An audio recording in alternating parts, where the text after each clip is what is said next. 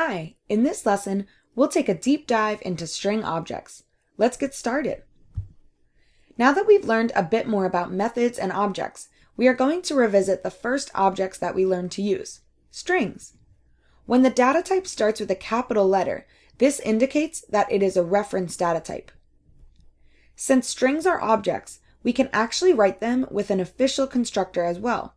While both of these create string objects, there are subtle differences between them that we will discuss in the next lesson. Since strings are objects, they also have a set of methods that are associated with them. Here are a couple of examples of methods that the string class has. It's important to note that string methods do not alter existing strings, but actually create new ones. If we assign name.toUpperCase to a new variable, that variable will be assigned to the result of the toUpperCase method, which is an uppercase version of the string variable name. This is because strings are considered to be immutable. This means that once a string object is created, it cannot be changed or manipulated. The only way to change a string value is to reassign the variable with a different string value. In this case, we've reassigned name to be equal to Bob. The next time that name is printed, the value expressed will be Bob instead of Carol. Another important feature of strings is that we can concatenate strings together.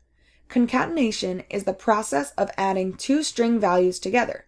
Here we've created a new variable, full name, that holds the value of first name plus the value of last name. When we print it, we can see that full name holds both values put together. We write concatenations by using the plus sign. If you notice in this example, the output is missing a space between Carol and the dog. When we concatenate, it's important to note where the spaces are in the program, as that affects what the output looks like. If we want the output of full name to be Carol space the dog, we need to include a space at the beginning of last name so that the space character is added to full name as well. Alternatively, we can add a space to the end of Carol and that will have the same effect.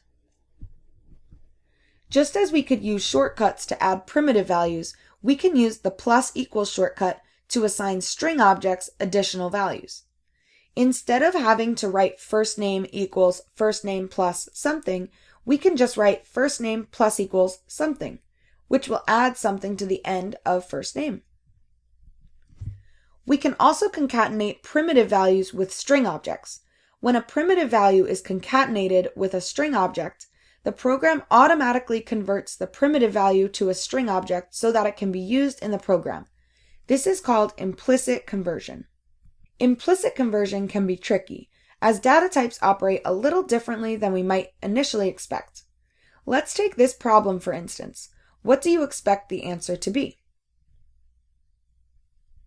Although the answer we're looking for is 30, implicit conversion changes the int age into a string type, which concatenates the value of 10 to the end of 20 instead of adding the values together.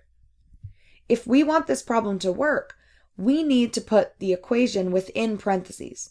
This ensures that the addition occurs before the values are converted to the type string to be printed. An interesting dilemma that exists with strings is that some characters cannot be used directly because they already hold a different meaning in Java. Take quotes, for example.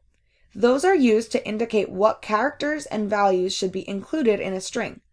So what if we want to add quotes in our string objects? If we want to write quotes directly into our program, that causes an error.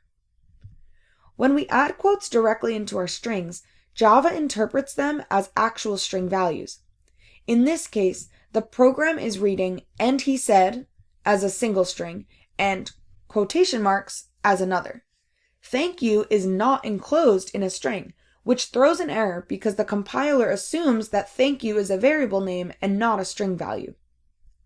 We can avoid this confusion by using a nifty character sequence. By writing \quote, we can indicate to Java that we want to include the quotation character in our string. Here we include two \quote values in our string so that when printed, thank you is surrounded by quotes. \quote is considered an escape sequence. Escape sequences are a series of characters that allow us to include special characters and actions in our string objects.